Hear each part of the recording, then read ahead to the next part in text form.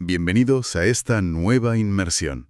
Hoy nos metemos de lleno en el final de una historia que, bueno, casi todo el mundo cree que conoce, pero cuyo desenlace es de lo más desconcertante que te puedes encontrar. Sí, es un final que te deja pensando. El tema es el capítulo 4 del libro de Jonás. Para analizarlo, tenemos sobre la mesa un buen puñado de estudios, de análisis exegéticos, que la verdad se meten hasta la cocina del texto. Y nuestra misión es entender por qué.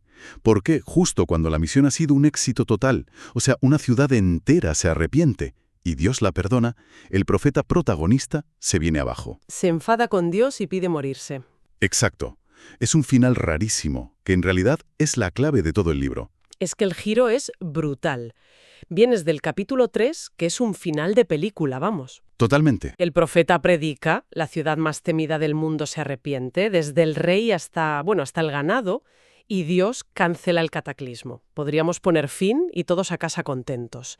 Pero no. Para nada. El capítulo 4 es como esa escena postcréditos que te cambia por completo el sentido de la película.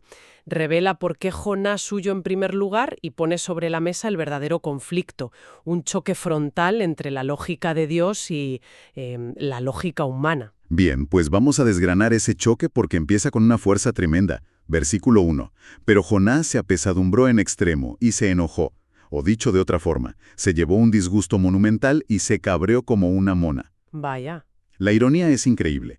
El cielo está de fiesta, Nínive respira aliviada, y el único que está amargado es el mensajero de Dios. Claro. Esto ya nos confirma que su obediencia en el capítulo anterior fue de cara a la galería. Fue externa, sí. Él quería ver fuegos artificiales y destrucción, no arrepentimiento. Y aquí es donde se pone realmente interesante la cosa. En el siguiente versículo, Jonás se pone a orar. Pero a ver, es una oración que es pura queja, un reproche. Le echa en cara a Dios sus propias virtudes. Le echa en cara a Dios que sea bueno. Ni más ni menos. Y escucha la frase clave, porque esta es la confesión que lo cambia todo. Dice, «Ah, Señor, ¿no es esto lo que yo decía estando aún en mi tierra? Por eso me apresuré a huir a Tarsis, porque sabía yo que tú eres Dios clemente y piadoso, tardo en enojarte y de grande misericordia». Ojo. Está citando de memoria Éxodo 34, una de las descripciones más famosas que Dios hace de sí mismo. Pero por lo que dices, no lo usa como una alabanza. ¿Qué va? Lo usa como un arma arrojadiza, como si le estuviera diciendo, «¿Este es tu problema? ¿Que eres demasiado bueno?» Espera un momento, esto es clave. Entonces, no huyó al principio por miedo a los ninivitas, que bueno, sería lo lógico, ¿no? Al fin y al cabo eran enemigos brutales. Claro, eso pensaríamos todos. Huyó porque sabía que Dios era demasiado bueno. Es casi un sabotaje preventivo. Exactamente, lo has clavado. Su problema no era la falta de fe en el poder de Dios, sino un exceso de fe en su misericordia. Una misericordia que él no quería que se aplicara a sus enemigos. Exacto. Su huida fue un acto teológicamente calculado. Él pensó, conozco a mi Dios. Si voy y les predico, lo más seguro es que se arrepientan y conociéndole, los perdonará. Y yo eso no lo quiero. Consideraba la gracia de Dios una debilidad, un defecto inaceptable cuando se trataba de los asirios. La conclusión es demoledora. Es que lo es. La teología de Jonás era impecable, pero su corazón estaba totalmente retorcido. Quería un Dios a su medida. Un Dios de justicia implacable para los que él odiaba. Eso es. Aunque, para ser justos, no hablamos de unos vecinos molestos. Las fuentes históricas describen a los asirios como gente célebre por su crueldad. Sí, eran terribles. Empalaban a sus enemigos, los despellejaban vivos. A ver, desde una perspectiva puramente humana, es tan difícil entender el rencor de Jonás. ¿No querría cualquiera justicia para un enemigo así? Es una objeción muy importante, y claro que es comprensible desde la lógica humana.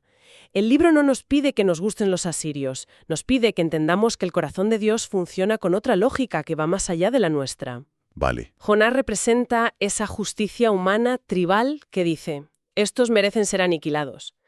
Pero Dios le va a enseñar que su compasión opera en un plano completamente distinto.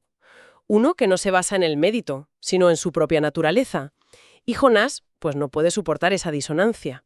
Y esa disonancia lo lleva al límite. En el versículo 3 suelta. Ahora pues, oh Señor, te ruego que me quites la vida, porque mejor me es la muerte que la vida. Tremendo. Es un berrinche profético en toda regla. Su nacionalismo, su odio al enemigo, es tan profundo que prefiere morirse antes que verlos perdonados. Es una depresión por el éxito. Exacto, está deprimido por el éxito de su propia misión. Es alucinante. Y la respuesta de Dios en el versículo 4 es una obra de arte de la paciencia, de verdad. No lo fulmina con un rayo, no le da un sermón, ni le concede su deseo. ¿Qué hace? Simplemente le devuelve una pregunta suave y muy penetrante. Le dice, ¿haces tú bien en enojarte tanto? Es una invitación a mirarse al espejo. ¿Y qué responde Jonás? Pues lo más significativo es que no contesta, se envuelve en un silencio terco. Ese silencio lo dice todo. Vale, Dios le hace esta pregunta que es para enmarcarla, y Jonás ni contesta. Lo normal sería que se quedara reflexionando, pero no. ¿Qué va? Su siguiente movimiento es de una cabezonería casi infantil. Se va de la ciudad, se sube a una colina cercana, se monta una pequeña choza y se sienta a esperar. A ver qué pasaba al final en la ciudad. Todavía tiene la esperanza de que Dios se lo piense mejor y arrase Nínive. Es que se niega a aceptar el veredicto. Y como no responde a la pregunta directa, Dios cambia de estrategia. Ajá. Pasa de la teología hablada a una lección práctica, una especie de parábola en vivo. Y aquí es donde entra la famosa planta. La calabacera. Exacto. Los versículos 6 y 7 dicen que Dios preparó una calabacera para que creciera rápido y le diera sombra a Jonás. Perdona que te interrumpa, pero el uso de esa palabra preparó es muy potente, ¿no? Muchísimo. Según las notas, es el mismo verbo hebreo maná, que se usó para preparar al gran pez que se lo tragó. Y que se usará justo después para preparar a un gusano y al viento. Exacto. El autor nos está casi gritando, atención, Dios está orquestando esto. Claro. Usa un monstruo marino, una planta, un gusano. Para él son herramientas de igual calibre en su taller pedagógico.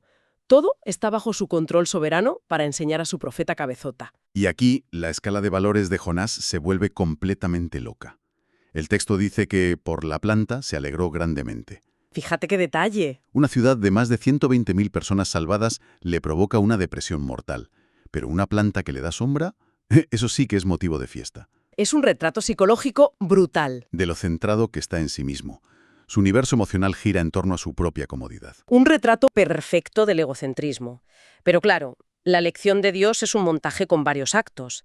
La alegría de Jonás por su planta es la preparación para el siguiente giro. Pues sí, porque la alegría le dura poco. Al día siguiente, Dios prepara un gusano que ataca la planta y la seca. Se acabó la sombra. Y para rematar, prepara un viento del desierto, un solano abrasador, que junto al sol le da directamente en la cabeza a Jonás hasta que casi se desmaya. Pobre hombre a todo esto. ¿Y qué hace Jonás? Pues lo de siempre, pedir morirse otra vez, ahora por una planta. Su reacción es de una desproporción total. Y es ahí, en medio de su miseria por la planta muerta, cuando Dios vuelve a la carga. Versículo 9. Repite la pregunta, pero ahora con un objetivo mucho más concreto. ¿Tanto te enojas por la calabacera? Ajá, ahora va al grano. Ya no es una pregunta abstracta sobre su enfado, es sobre esa planta.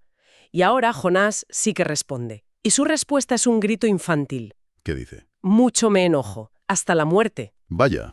Está afirmando que su indignación moral por la pérdida de su sombra es totalmente justificada.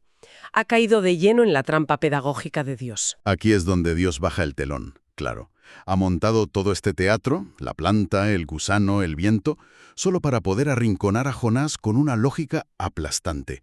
Y la forma en que desmonta su enfado en los versículos 10 y 11 es sencillamente brillante. Es un argumento impecable.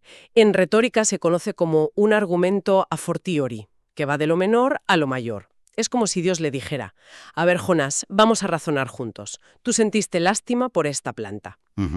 Una planta por la que no moviste un dedo, que no plantaste ni regaste. Una criatura efímera que apareció una noche y desapareció a la siguiente. Y tu disgusto es tan grande que quieres morirte. Le está poniendo un espejo delante de sus propias emociones. Exacto. Y una vez que has establecido esa premisa, tu gran compasión por algo insignificante y que no es tuyo, lanza la estocada final. La pregunta. En forma de pregunta retórica, ¿y no tendré yo piedad de Nínive? Aquella gran ciudad donde hay más de 120.000 personas que no saben discernir entre su mano derecha y su mano izquierda, y muchos animales. El contraste es demoledor. Totalmente. Tu planta contra mi ciudad, tu comodidad personal contra mi creación. Y los detalles que da Dios son fascinantes. Más de 120.000 personas que no saben discernir entre su mano derecha y su mano izquierda. Las notas dicen que puede referirse a niños pequeños, lo que haría a la ciudad mucho más grande, o a la ignorancia espiritual de toda la población. Sea cual sea la interpretación, el punto es el mismo. Dios los ve con compasión, no como monstruos, sino como seres humanos perdidos. Vulnerables, ignorantes. Y luego añade el detalle final, que a mí me parece extraordinario. Y muchos animales. Es verdad. La compasión de Dios es tan vasta, tan radicalmente inclusiva, que hasta el ganado de Nínive entra en su círculo de piedad. No deja nada ni a nadie fuera. Ni justo ahí, con esa pregunta flotando en el aire, ¿y no tendré yo piedad? El libro termina. Se acaba. Fin. No hay respuesta de Jonás. No sabemos qué hizo, si cambió de opinión, si se fue a casa. Nada. Un final totalmente abrupto.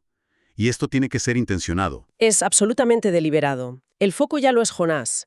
La pregunta final no es para él, es para quien lee la historia. Claro. El libro te mira a los ojos y te obliga a responder. Te deja con esa tensión, con esa comparación entre el corazón mezquino de Jonás y el corazón expansivo de Dios, y te dice, ¿y tú? ¿De qué lado estás? Si conectamos esto con el panorama general, este capítulo es la tesis de todo el libro. El tema principal es ese contraste de corazones que mencionabas. El de Dios que ama a sus enemigos, y el de Jonás. Que solo se ama a sí mismo y a su comodidad. Y por extensión, es una crítica demoledora contra el nacionalismo religioso excluyente. Es un mensaje rompedor para la época. El amor de Dios no es propiedad privada de Israel. Su misericordia salta fronteras. Salta fronteras y alcanza incluso a los que consideras tus peores enemigos, a los malos de la película. Y esto tiene una conexión potentísima con el Nuevo Testamento. La actitud de Jonás es un prototipo casi perfecto de otros personajes que aparecen en las enseñanzas de Jesús. Es que mientras lo leía, no podía dejar de pensar en él. Totalmente. ¿En quién pensabas? Pues en el hermano mayor de la parábola del hijo pródigo. Es el mismo personaje. Buena conexión, sí señora. Es el tipo que ha cumplido siempre, que ha trabajado en el campo y que se queda en el porche furioso y resentido. Porque dentro hay una fiesta. Porque dentro hay una fiesta para celebrar el regreso del hermano que se lo ha fundido todo en una vida desastrosa. No soporta la gracia inmerecida. Es la misma rabia de Jonás. Es una conexión perfecta. Y también se parece a los trabajadores de la primera hora en la viña. ¿También? ¿Es verdad? Se quejan amargamente porque el dueño le paga el mismo jornal a los que solo trabajaron una hora. Es el resentimiento ante la generosidad soberana y, para nuestra lógica, injusta, de Dios. Claro. Jonás, el hermano mayor y los jornaleros protestan por lo mismo, porque Dios es demasiado bueno con la gente equivocada. Entonces esa pregunta final de Dios a Jonás, esa que se queda sin respuesta en el libro, Esa pregunta encuentra su respuesta definitiva y, atronadora en el Nuevo Testamento. la respuesta es un sí. Es un rotundo sí, tendré piedad de Nínive. Es la respuesta que se encarna en pasajes como Juan 3:16, porque de tal manera amó Dios al mundo, no solo a una nación, o segunda de Pedro 3:9, que dice que Dios es paciente, no queriendo que ninguno perezca, sino que todos procedan al arrepentimiento. El corazón de Dios que Jonás no podía entender. Es el que se revela plenamente ahí. En resumen, el libro de Jonás va mucho menos de un pez gigante y mucho más de un Dios cuyo corazón es inmensamente más grande, más compasivo y, más desconcertante que el nuestro. Sí. Y al final, más que una historia sobre un profeta antiguo, es una invitación a examinarnos. Exacto. Y quizá el pensamiento final para reflexionar es que esa pregunta con la que se cierra el libro no era solo para Jonás, sigue resonando con fuerza hoy. Podríamos reformularla y hacérnosla a nosotros mismos. ¿Qué calabacera estoy cuidando con tanto mimo en mi vida? Buena pregunta. ¿Qué comodidad? ¿Qué reputación? ¿Qué prejuicio ideológico nacional? ¿Qué idea de justicia a mi medida estoy valorando más que a las personas, a esos ninivitas que no soporto, por las que Dios muestra una compasión tan inmensa y a veces tan ofensiva para mi lógica?